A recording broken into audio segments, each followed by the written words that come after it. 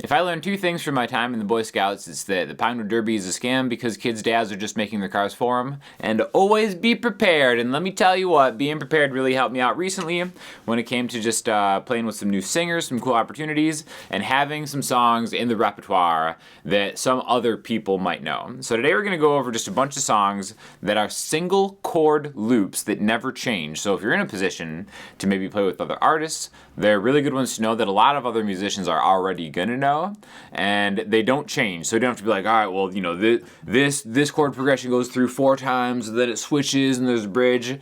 Keeping it simple. Again, we're not talking about the taste of these songs. We're just talking about these are songs that are going to help you. And there are 2 undisputed GOATs in this category, all right, because they're 2 chord loops. Number 1, Fleetwood Mac Dreams, all right? It's basically just F to G, right? And you've heard this song.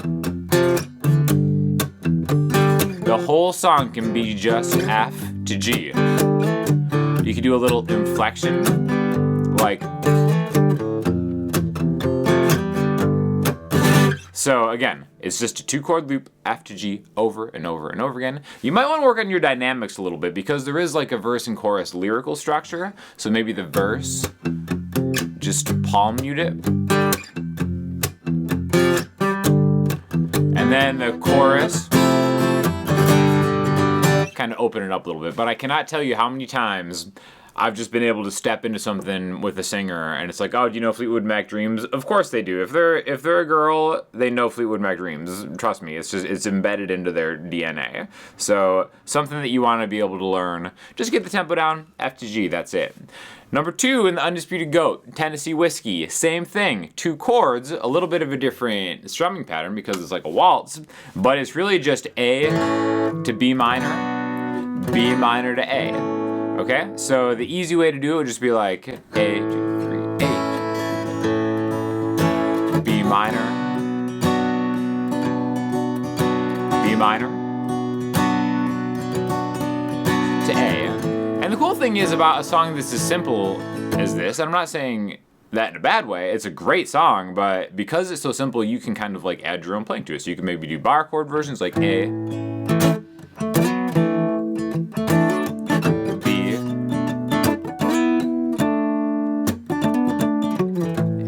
B minor,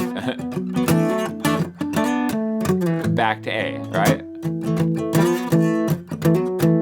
So even though it's super simple, you can put your own spin on a lot of these, but those are super easy ones to just have in the repertoire. So just know them, F to G Dreams, A to B minor to A for Tennessee Whiskey, all right? Now, I think the other somewhat undisputed version of this would be Journey, Don't Stop Believin'. This is interesting because specifically my buddy Davidas always plays this as a 4-chord loop, even though it's not, but it works. All right, so you know the song, E, B, C sharp minor, A, E. Now you can play it as that loop, even though it's technically wrong, but it'll still fit. If you want to do the official way, then you go E, B, G sharp minor, A. Now the thing about that one is the bass line is kind of iconic because you want to get that E, 2, 4, 2, A, to get that B. That bass line is what makes it. But like I said, if you're playing with other musicians, maybe you have a bass player or a keyboard player, they can take over. It's good to just know it as the chord progression as it stands, right? So that's why it's really important to number chord progressions as scale degrees. Like if you know a little bit of music theory, which if you don't, check out my Patreon because I go over numbering chords and all that stuff in there. You know this is a 1, 5, 6, 4 in E, okay? Now there's a million songs that are 1, 5, 6, 4, which we'll talk about in a second, but 1 being the first note in the E major scale. Again, 1, 2, 3, 4, 5, 6, 7 notes. So 7 notes in a scale. 1, 2, 3, 4, 5, 6, 7. So E, F sharp, G sharp, A, B, C sharp, D sharp, E.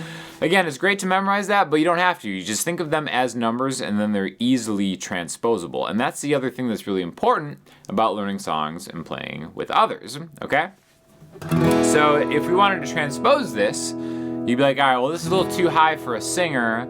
Let's bring it down a step. Well, you can't go lower. This is the lowest note on your guitar, right? Open E. So you can't go lower unless you down tune. But if it's like, all right, let's go do this in the key of D, a 1, 5, 6, 4, and the key of D would look like this, and I'll just play it with bar chords.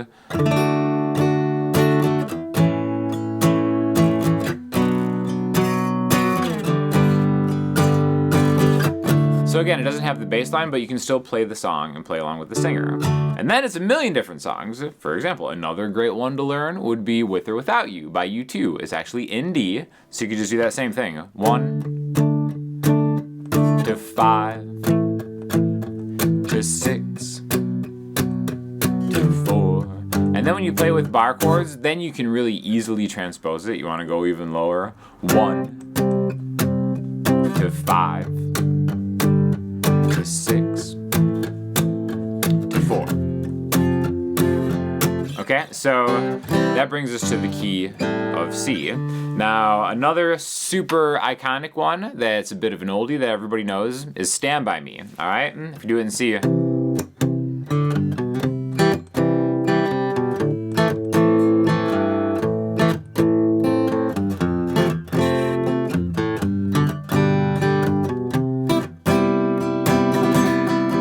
It's really just a 1, bass line 1, then to 6,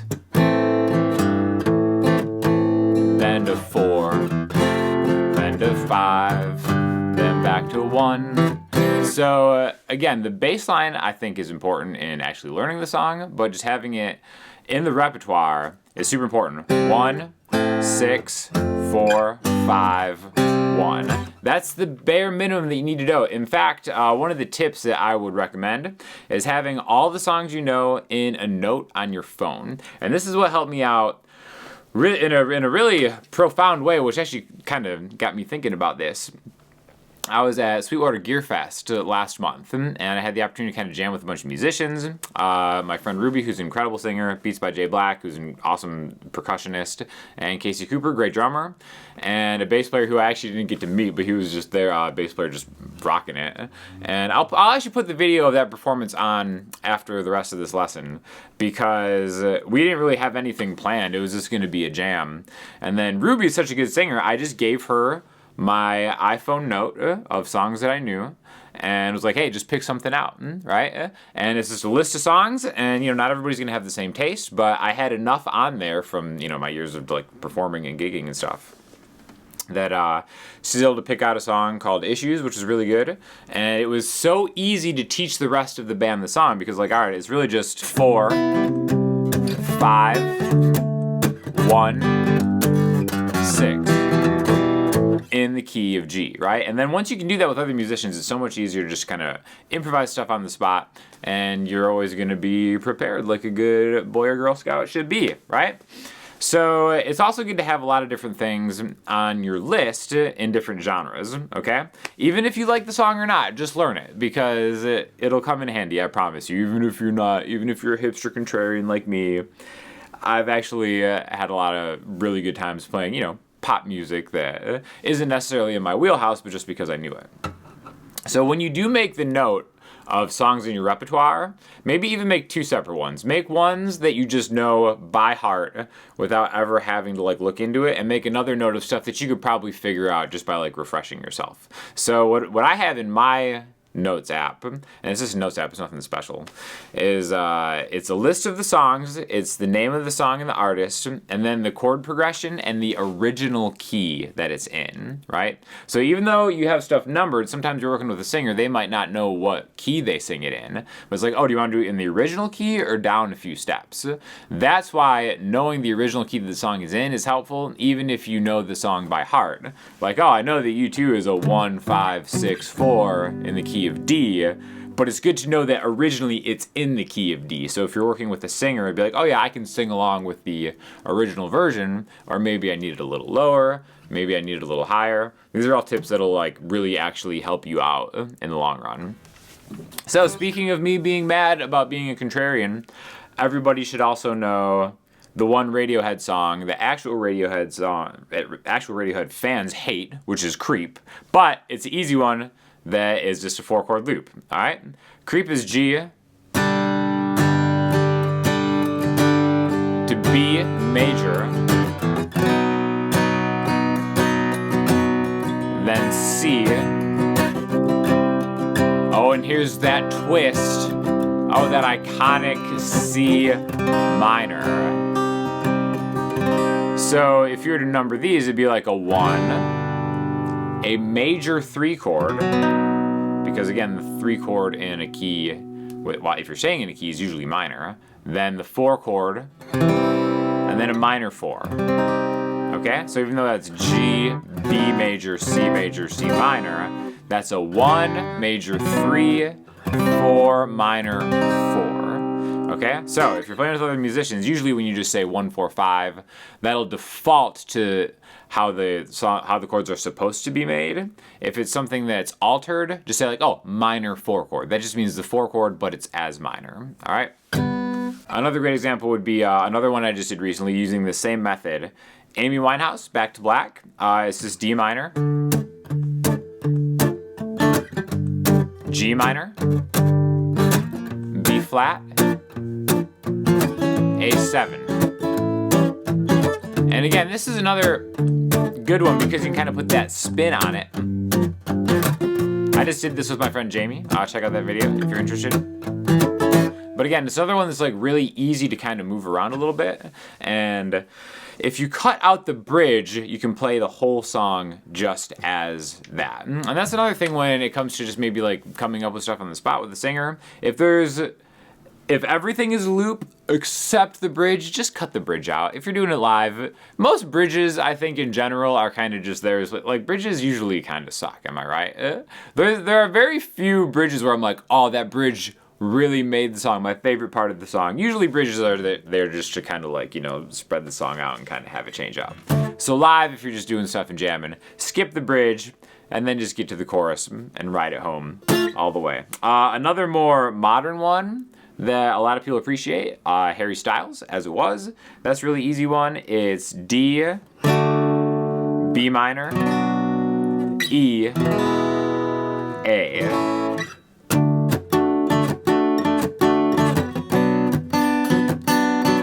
How would you number this chord progression? I'll play it again. D minor, B minor, E, A. Okay, so you know that the D and the E are right next to each other, so that'd be the 4 and the 5. So 4, 2, 5, 1, and then it kind of resolves on the 4, right? So a lot of good ones. Now I'm not saying that these are the most fun ones to play. It's just like just learn them. It'll take you 10 minutes to learn these songs because it's just the same structure over and over again. I do think what's one good one that's a great loop that's actually like a super fun one to play? Oh, Cranberries Linger, amazing song.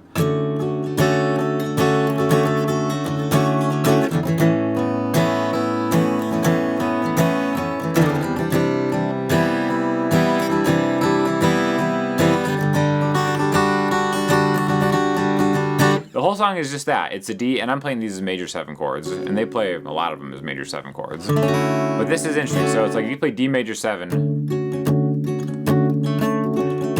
then A, and I play an A with the open B and E string, then a C9 to C major 7, C9, C major 7, then G major 7. So again, great song, classic song, and it's that same 4-chord loop. How you number this is up to you, because really I think of this as like, you know, D to A and then just a step down. So you could think of the C as like a flat 7 major 7 chord, but whatever. That's where the numbering is, like how you choose to communicate with that with other musicians is up to you. But like I said, that Universal Audio jam session, which I'll throw you to right now, shout out to Tom Waterman for mixing the entire session. I think he did a great job. I think it sounded really good. And shout out to my friends for really just crushing the song. So thanks for watching. Let me know if you know any other songs that are good, just, 2, 3, 4 chord loops that people should think about just adding to the repertoire. And yeah, let me know what you think of the performance. So check it out, and thanks for watching.